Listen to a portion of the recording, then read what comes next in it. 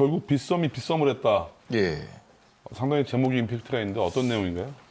최근에 12월 4일 빗썸이 새벽에 업데이트를 진행을 했죠. 네. 업데이트를 진행한 골자 자체가 이 특근법 시행에 맞춰서 고객 확인 제도를 시작을 하겠다라는 취지였는데요. 네. 이 과정에서 원활하지 못한 서비스 제공으로 인해 회원들의 불만을 많이 일으킨 사건입니다. 어떤 빗썸이 빗썸했다라는 말은 그 원하는 대로 안 됐다 이런 뜻인가요? 아니죠. 그 빗썸이 빗썸을 했다라고 표현이 된 이유는 네.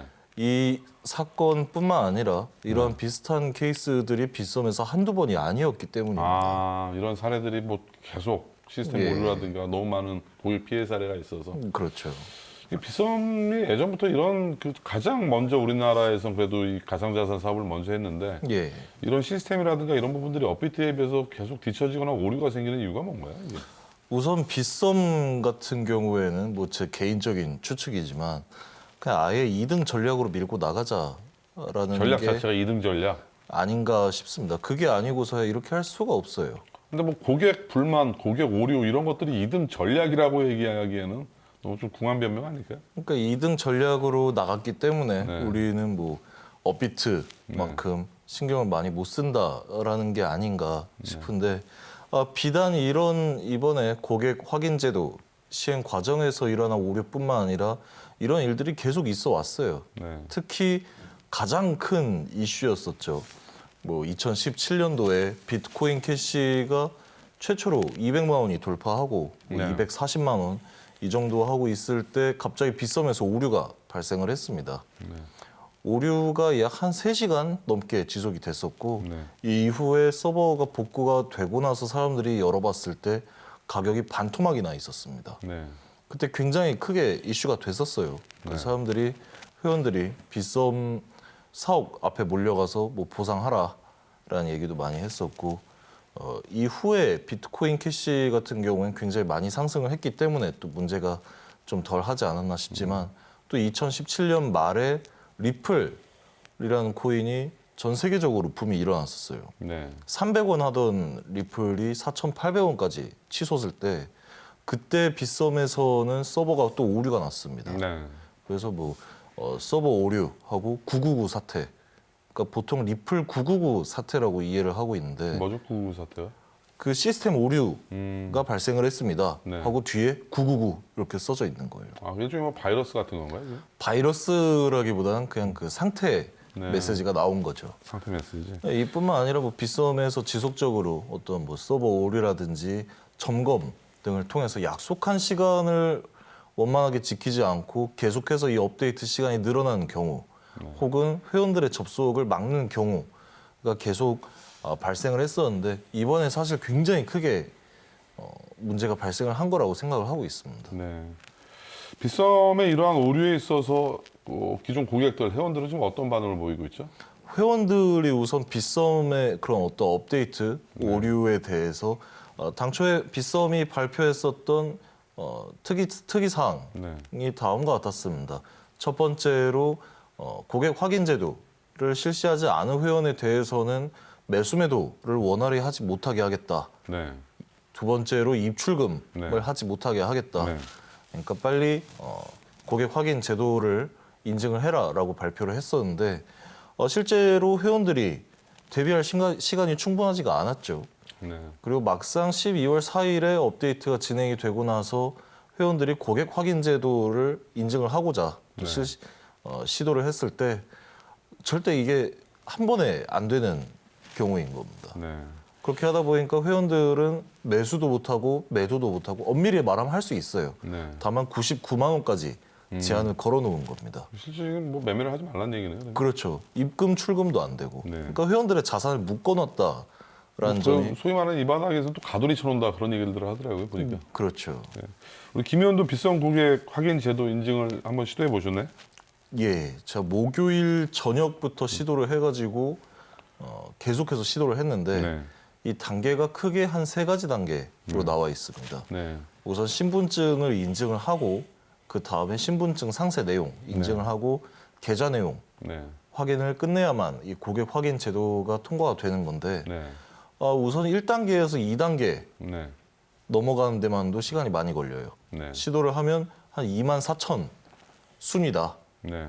한 8시간 걸릴 거다라고 안내가 나오고 참. 그렇게 해서 1단계를 어떻게 통과를 했어요. 네. 신분증을 등록을 하고 나서 이제 다음 단계로 넘어가고자 하면 또 한 3만 몇천 순위다 해가지고 그 3만 몇천 순위를 한 3시간, 4시간 걸려가지고 다 밀었어요. 뭐 네. 예를 들어서 내 차례가 됐다. 네. 그러면 시스템 오류가 발생을 해서 네. 다시 시도해달라라는 네. 메시지가 나옵니다. 네. 그래서 제가 밤을 샜어요. 그날. 네. 밤을 새고도 아침이 되고도 결국엔 못했어요. 그래서 이렇게 다크서클이 많아졌군요. 오늘 보니까. 예, 그렇습니다. 아니 그 한때는 전 세계 글로벌 거래량 뭐 2위까지 갔었죠. 빗썸이 정말 잘 나갈 때는. 예. 어떻게 이렇게 추락을 했나요? 이게 뭐 이런 지금 업계 순위에 그나마 국내에서도 2위라는 말이 많나요? 이건 마저도 의심스러운데.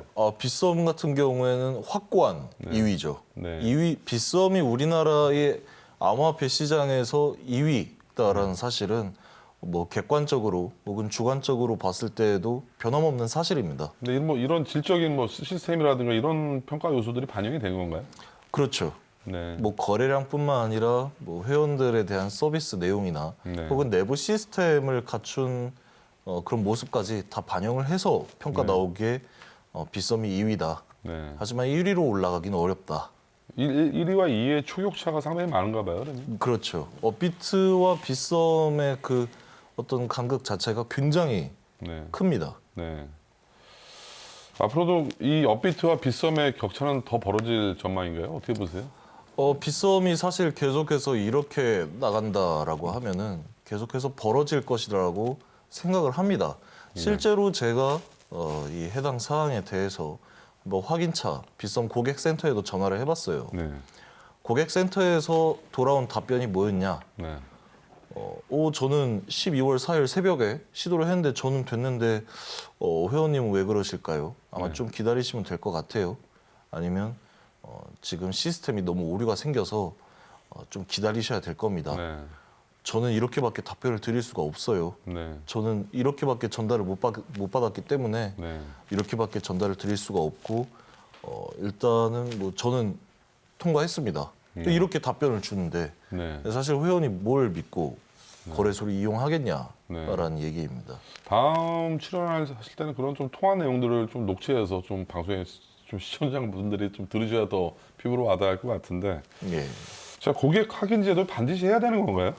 그렇죠. 고객 확인 제도 같은 경우에는 이 암호화폐 시장이 보다 양지로 올라오기 위해서는 네. 반드시 시행이 돼야 하는 그런 내용으로 처음부터 예상을 하고 있었습니다. 네. 특히 예전에 엠번방 사건 네. 아시죠?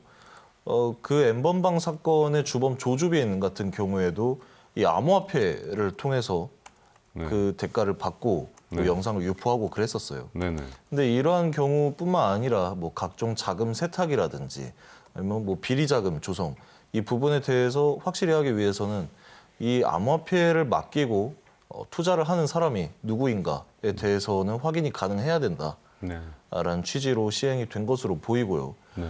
비단 이 고객 확인 제도가 누가 얼마나 벌었느냐 이것을 확인하기 위함이라기보다는 각종 발생할 수 있는 금융 사고 혹은 이런 뭐 테러 자금이라든지 이런 사고에 대해서 미연에 방지를 하겠다라는 의미로 보입니다. 네. 어떻게 보면 양날의 칼이네요. 동전의 앞뒷면이고. 그렇죠. 그 어떻게 보면 비트코인 가상자산들이 익명성이 있기에 또 많은 또 예. 투자를 했지만 또 거꾸로 돌려보면 이것들이 또 범죄 자금이라든가 예. 뭐 재산 은닉이라든가 이런 용도로 또 사용될 수가 있다 보니 고객 확인 제도는 꼭 어떻게 보면 금융거래 실명제랑 똑같은 내용이잖아요. 그렇죠. YS 정권 때 금융 실명제 네.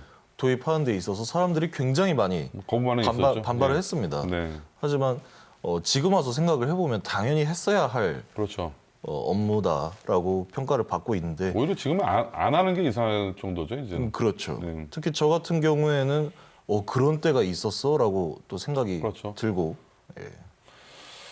네, 지금 빗썸에 관련돼서는 오늘 저희가 이렇게 좀 쓴소리를 드렸는데 사실 어떻게 보면 우리 그 K 가상화폐, K 가상자산의 선두주자였었죠. 빗썸이 특허법을 통과한 이후에 또 어쩌다 이 지경까지 이렇게 2위 자리를 지키게 됐는지 1위와의 더 업비트와의 더 초격차가 발생되고 있는지 안타까운 마음에서 저희가 좀 취재를 해봤습니다. 앞으로도 그 빗썸, 우리 빗썸뿐만이 아니라 허빗, 코인원 등 국내 가상자산 거래소들이 더 나은 발전과 성장을 하기 위해서 저희 풍물레에 대해서는 쓴소리들을 아끼지 않도록 하겠습니다.